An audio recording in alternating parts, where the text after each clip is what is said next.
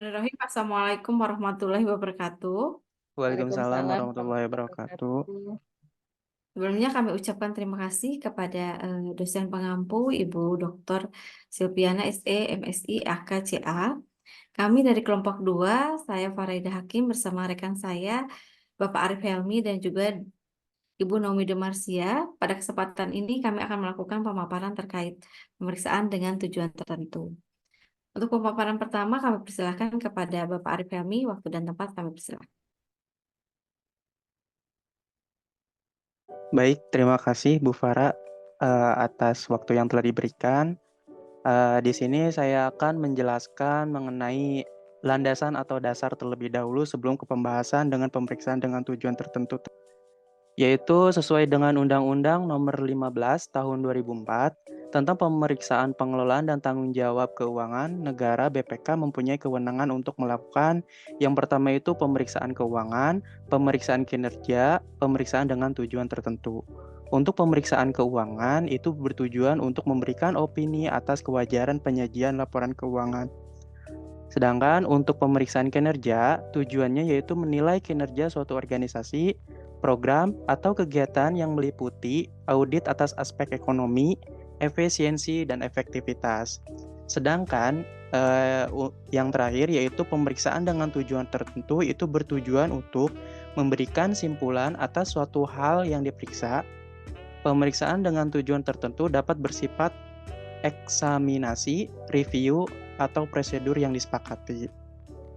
Penyusunan petunjuk pelaksanaan pemeriksaan dengan tujuan tertentu mengacu kepada yang pertama itu standar pemeriksaan keuangan negara atau SPKN, yang kedua itu panduan manajemen pemeriksaan atau PMP, yang ketiga itu standar profesional akuntan publik atau SPAP, dan praktik-praktik internasional terbaik dalam pemeriksaan dengan tujuan tertentu.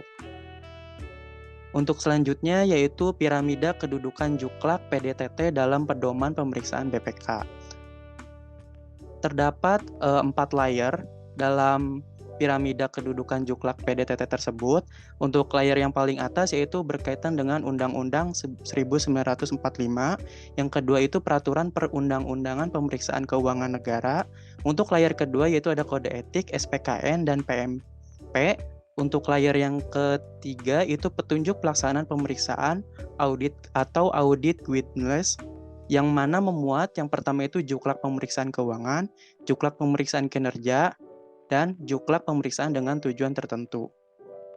Sedangkan untuk layer yang terakhir yaitu petunjuk teknis pemeriksaan atau audit technical guidelines, yang memuat juknis pemeriksaan LKPP, yang kedua juknis pemeriksaan LKPD, yang ketiga juknis pemeriksaan kinerja pelayanan umum. Yang mana juklak PDTT terdapat pada layer yang ketiga. Untuk selanjutnya yaitu gambaran umum pemeriksaan dengan tujuan tertentu atau PDTT. Sesuai dengan Undang-Undang Nomor 15 Tahun 2006 tentang Badan Pemeriksa Keuangan atau BPK, BPK memiliki kewenangan antara lain untuk melakukan pemeriksaan dengan tujuan tertentu. PDTT adalah pemeriksaan yang dilakukan dengan tujuan khusus di luar pemeriksaan keuangan dan pemeriksaan kinerja. Termasuk dalam PDTT ini adalah pemeriksaan atas hal-hal lain yang berkaitan dengan keuangan dan pemeriksaan investigatif. Berdasarkan standar pemeriksaan keuangan negara SPKN nomor 1 tahun 2017, PDTT bertujuan untuk memberikan kesimpulan sesuai dengan tujuan pemeriksaan yang ditetapkan. PDTT dapat berbentuk pemeriksaan kepatuhan dan pemeriksaan investigatif. PDTT bisa bersifat eksaminasi atau pengujian, review, atau prosedur yang disepakati atau agreed upon procedures. Untuk selanjutnya yaitu hasil pemeriksaan dengan tujuan tertentu dituangkan dalam laporan hasil pemeriksaan atau LHP yang memuat temuan, kesimpulan, dan rekomendasi. Sesuai dengan tujuan pemeriksaannya, hasil PDTT disajikan dalam 2 kategori.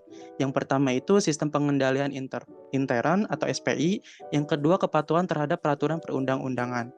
Untuk sistem pengendalian intern, menurut peraturan Pemerintah Republik Indonesia Nomor 60 Tahun 2008 tentang Sistem Pengendalian Intern Pemerintah adalah proses integral pada tindakan dan kegiatan yang dilakukan secara terus-menerus oleh pimpinan dan seluruh pegawai untuk memberikan keyakinan memadai atas pencapaian tujuan organisasi melalui kegiatan efektif dan efisien, keandalan pelaporan keuangan, pengamanan aset negara, dan ketaatan terhadap peraturan perundang-undangan.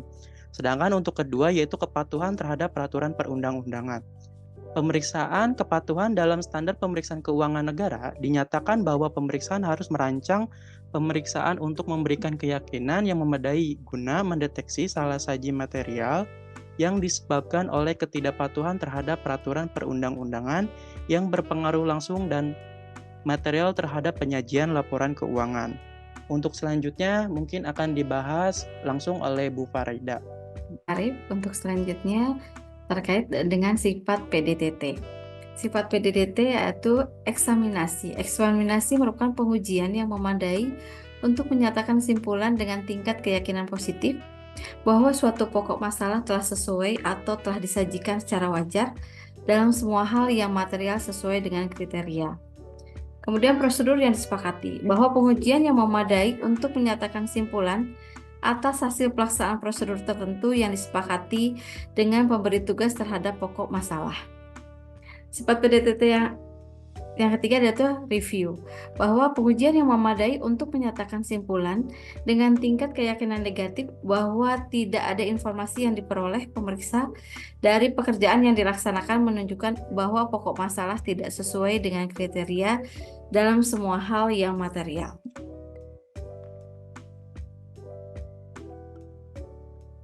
Karakteristik PDTT. Karakteristik PDTT yaitu estimasi, merupakan tingkat keyakinan yang diberikan tinggi, kemudian dua prosedur yang dilaksanakan tidak terbatas, dan bentuk simpulan berupa pernyataan positif. Sedangkan bentuk review bahwa tingkat keyakinan yang diberikan menengah, prosedur yang dilaksanakan terbatas, dan bentuk simpulan berupa pernyataan negatif.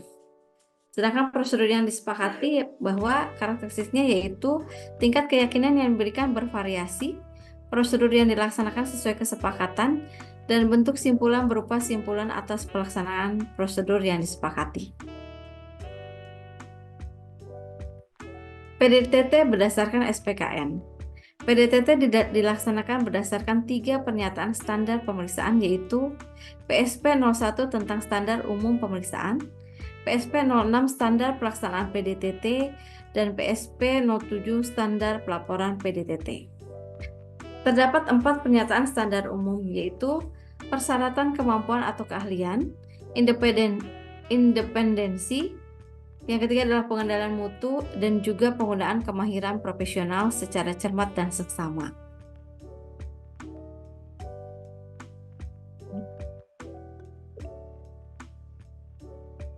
PDTT berdasarkan SPKN. Untuk pemeriksaan dengan tujuan tertentu, standar pemeriksaan memberlakukan 4 standar pelaporan perikatan atau penugasan atestasi dalam SPAP yang ditetapkan IAI sebagai berikut. Laporan harus menyebutkan asersi yang dilaporkan dan menyatakan sifat perikatan atestasi yang bersangkutan. Laporan harus menyatakan simpulan praktisi mengenai apakah asersi disajikan sesuai dengan standar yang telah ditetapkan atau kriteria dinyatakan dipakai sebagai alat pengukur. Laporan harus menyatakan semua keberatan praktisi yang signifikan tentang perikatan dan penyajian asersi. Dan yang terakhir yaitu laporan suatu perikatan untuk mengevaluasi suatu asersi yang disusun berdasarkan kriteria yang disepakati atau berdasarkan suatu perikatan untuk melaksanakan prosedur yang disepakati, harus berisi suatu pernyataan tentang keterbatasan pemakaian laporan hanya oleh pihak-pihak yang menyepakati kriteria atau prosedur tersebut. Untuk selanjutnya, paparan akan dilanjutkan kepada Bu Nomi. Mangga Bu Nomi.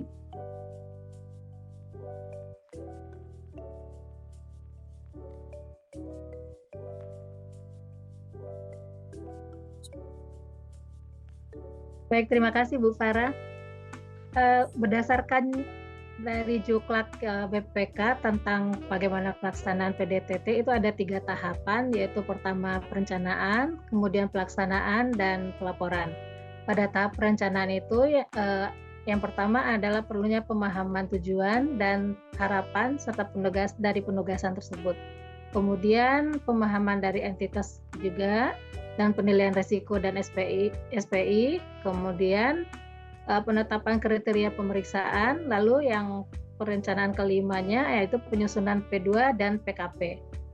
Kemudian lanjut ke pelaksanaan. Pada saat tahap pelaksanaan ini dilakukan pengumpulan dan analisis bukti, kemudian penyusunan temuan pemeriksaan, dan penyampaian temuan pemeriksaan kepada entitas. Tahapan berikutnya yang terakhir yaitu pelaporan. Pada tahapan ini dilaksanakan penyusunan konsep LHP, kemudian perolehan tangkapan dan tindakan perbaikan yang direncanakan, dan yang terakhir yaitu penyusunan dan penyampaian LHP.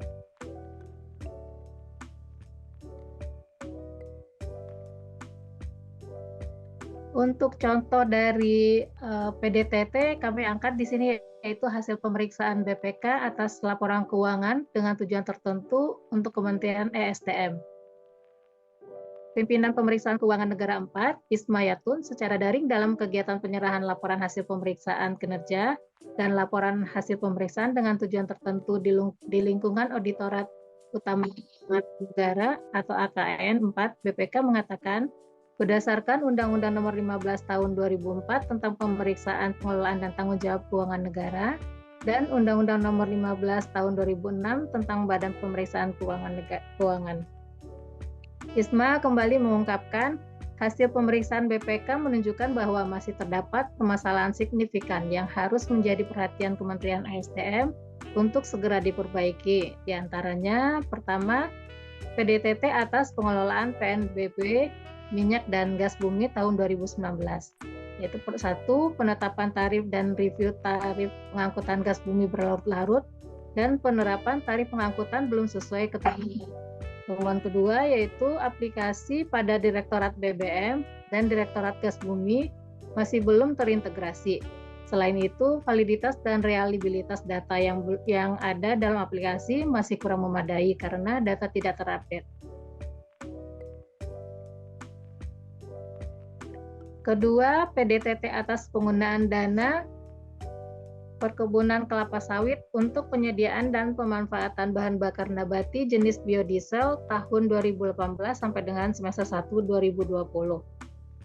Temuan yaitu pertama, denda sanksi administrasi dari kegiatan penyaluran BBM tahun 2018 belum diterima senilai 821,88 miliar dan potensi denda tahun 2019 dan 2020 senilai 400,17 miliar. Yang kedua, pola distribusi dan penetapan ongkos farma atau biodiesel yang telah ditetapkan oleh Kementerian ESDM dapat menjamin kualitas, ketepatan waktu, dan ketersediaan stok serta memperoleh harga yang lebih menguntungkan negara.